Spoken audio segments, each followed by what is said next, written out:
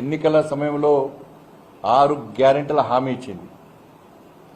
దాన్ని 100 రోజుల్లో పూర్తి చేస్తామని చెప్పి హామీ ఇచ్చారు వాళ్ళు. మళ్ళీ ఎన్నికలకు కూడా అని చెప్పి ఈ సాకు ఆ సాకు చెప్పకుండా ఈ 6 గ్యారెంటీలను 100 రోజుల లోపల పూర్తి చేసి తెలంగాణ రాష్ట్రంలో పేద ప్రజలను ఆదుకోవాల్సిన బాధ్యత కాంగ్రెస్ పార్టీ ప్రభుత్వం మీద ఉంది.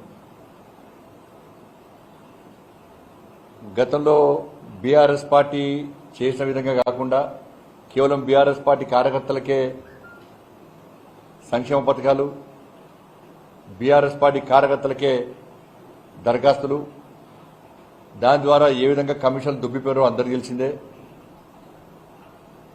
కేవలం నామమాత్రంగా దరఖాస్తులు తీసుకొని మభ్యపెట్టి మోసం చేసి దరఖాస్తులకే పరిమితం చేసేటువంటి ప్రయత్నం చేసేటువంటి పరిస్థితి రాకుండా చూసుకోవాల్సిన బాధ్యత కాంగ్రెస్ పార్టీ ప్రభుత్వం మీద ఉంది. గతంలో బీఆర్ఎస్ పార్టీకి వ్యతిరేకంగా ప్రజలు ఏ విధంగా ముందుకొచ్చిరో, బీఆర్ఎస్ పార్టీని ఏ విధంగా అసహించుకున్నారో, బీఆర్ఎస్ పార్టీ ఏ తప్పిదాలు చేసిందో నమ్మించి మోసం చేసి బీఆర్ఎస్ పార్టీ ఏ విధంగా హామీలు ఇచ్చి చేతులు దుక్కునే ప్రయత్నం చేసిందో దాన్ని ఒక్కసారి గుర్తించి అటువంటి పరిస్థితి పునరావృతం కాకుండా, అటువంటి పరిస్థితి రాకుండా లబ్ధిదారులకు న్యాయం చేయాల్సిన బాధ్యత కాంగ్రెస్ పార్టీ ప్రభుత్వం మీద ఉంది. 28 నుంచి దరఖాస్తులు తీసుకుంటున్నారు.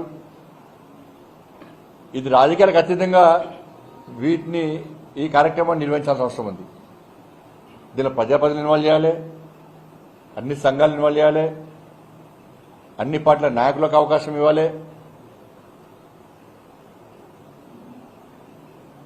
లబ్ధిదారులకు ఎవరు సహకరించడానికి ముందుకొచ్చినా వాళ్ళకు అవకాశం ఇవ్వాలి. నేను కూడా భారతీయ జనతా పార్టీ కార్యకర్తలకు అప్పీల్ చేస్తా ఉన్నా. ఈ నెల 27 నుంచి కాంగ్రెస్ పార్టీ 6 స్కీముల విషయంలో అయితే దరఖాస్తులు తీసుకుని జనవరి 6 వరకు తీసుకునే ప్రయత్నం చేస్తుందో దానిలో భారతీయ జనతా పార్టీ కార్యకర్తలందరూ కూడా లబ్ధిదారులను కలవడము, వారి ద్వారా దరఖాస్తులను అధికారులకు ఇప్పించే ప్రయత్నం చేయడము, ఇది ప్రజాధనం కాబట్టి ప్రజలకు ఉపయోగపడాల్సిన బాధ్యత అందరి మీద ఉంది. ఉపయోగపడాల్సిందే.